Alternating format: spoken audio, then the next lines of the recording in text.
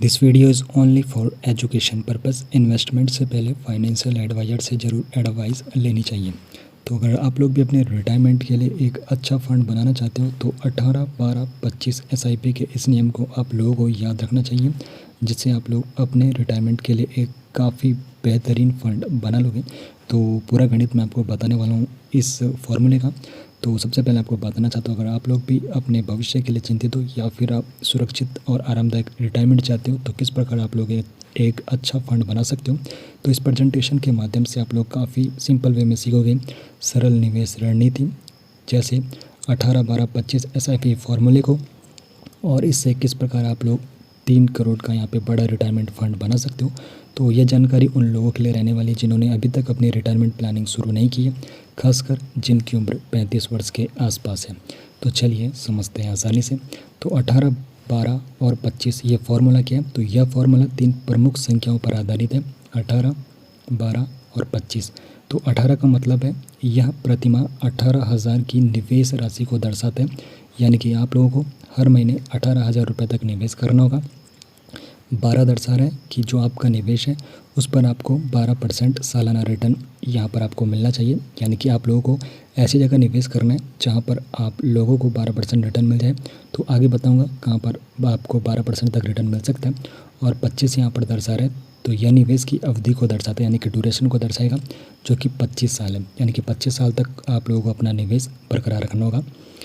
तो यहाँ पर 25 साल में 3 करोड़ का रिटायरमेंट फ़ंड बनाना किस प्रकार है, तो उसकी रणनीति को हम समझेंगे। तो 25 साल तक हर महीने आप लोगों को 18,000 का निवेश करना होगा सिस्टमेटिक इन्वेस्टमेंट प्लान के तहत। तो इससे आपका जो निवेश होगा 18,000 रुपये आप लोगों का निवेश है, 25 साल तक आप लोग निवेश करोगे तो आपका कुल यहाँ पर निवेश 54 लाख रुपये का हो जाएगा। अब यहाँ पे गणित के माध्यम से समझते हैं, कैलकुलेट यहाँ पे करते हैं। तो मासिक SIP आप लोगों की होगी 18,000 रुपीज़। निवेश अवधि यानी कि ड्यूरेशन 25 साल का रहेगा। और अनुमानित जो सालाना रिटर्न है, अगर आप लोग म्यूचुअल फंड में निवेश करते हो तो वहाँ पर आपको 12 से 15% तक रिटर्न मिल जाता है लंबी अवधि में, अक्सर ये देखा गया। तो यहाँ पर आपको जो कुल निवेश होगा 25 साल के लिए 54 लाख रुपये का होगा, और इससे आपका जो अनुमानित फ़ंड बनेगा 25 साल के बाद 3 करोड़ 6 लाख रुपये तक का बन जाएगा। लेकिन अगर आप लोगों को 12% की जगह मात्र 10% भी रिटर्न मिलते हैं तो मासिक SIP आप लोगों की 18,000 है, निवेश अवधि 25 साल है, अनुमानित सालाना रिटर्न आपको 10% भी मिलते हैं, फिर भी अनुमानित जो फंड वैल्यू आपका बनेगा 25 साल के बाद 2 करोड़ 23 लाख का बन जाएगा, जो भी काफ़ी अच्छा अमाउंट है। अब SIP कैसे काम करते हैं? तो SIP यानी कि सिस्टमेटिक इन्वेस्टमेंट प्लान होता है। तो म्यूचुअल फंड में निवेश का ये एक तरीका होता है, और आप हर महीने एक निश्चित राशि निवेश करते हो। तो यह लंबी अवधि में रुपए की लागत का औसत निकालने में मदद करता है। तो जब बाज़ार गिरता है तो आपको ज़्यादा यूनिट्स मिलते हैं, और जब बाज़ार बढ़ता है तो आपके निवेश का मूल्य बढ़ जाता है। तो म्यूचुअल फंड में निवेश के क्या लाभ है? तो आपके पैसे का जो प्रबंधन है विशेषज्ञ फंड मैनेजर करते हैं, और आपका पैसा कई कंपनियों में निवेश किया जाता है जिससे जोखिम कम होता है। तो ज़रूरत पड़ने पर आप अपने यूनिट्स को आसानी से बेच भी सकते हो, और आप अपनी सुविधा के अनुसार SIP राशि को बढ़ा या फिर घटा भी सकते हो।